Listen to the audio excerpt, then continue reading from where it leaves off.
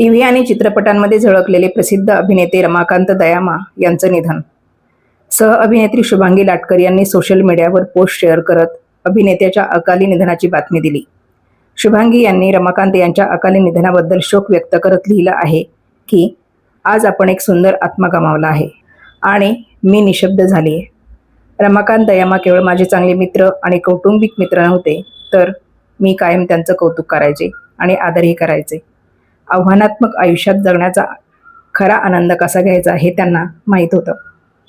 एक डान्सर, एक गायक, एक उत्तम अभिनेते आणि माझ्यासाठी मार्गदर्शक असे ते होते. उंचीने कमी असले तरी माझ्या ओळखीमध्ये सर्वात खमके आणि धाडसी व्यक्तिमत्वांपैकी एक. ते अनेक महिन्यांपासून आजारी होते. आम्हा सर्वांना हे माहीत होतं. तरीही आमच्या मनात आशा कायम होती. आमची अनेक स्वप्न पूर्ण राहिली आहेत. अनेक वर्षानंतर मला त्यांच्यासोबत पुन्हा काम करायचं होतं. आम्ही एक सुंदर हिंदी नाटक करायचं ठरवलं होतं.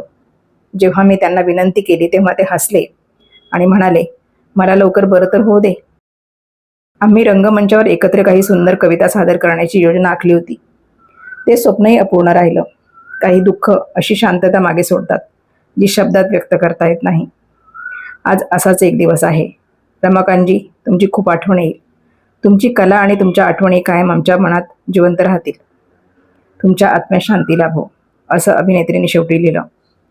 दरम्यान रमाकांत यांच्या मृत्यूचं कारण अद्याप समजलेलं नाही. रमाकांत यांच्या कामाबद्दल सांगायचं तर त्यांनी Chak De India, Ram Setu, scam 1992, the Harshad Mehta story आणि ब्रदर्स यासारख्या चित्रपटांमध्ये काम केलंय. रमाकांत दयामा यांनी आपल्या अभिनयातून प्रेक्षकांच्या मनात कायम स्थान निर्माण केलं. कलाकार म्हणून नव्हे तर एक संवेदनशील आणि प्रेरणादायी व्यक्तिमत्व म्हणूनही ते अनेकांच्या आठवणीत राहतील. त्यांच्या निधनाने मनोरंजन क्षेत्रात पोकळी निर्माण झाली आहे. ईश्वर त्यांच्या आत्म्यात शांती देवो, हीच भावपूर्ण श्रद्धांजली.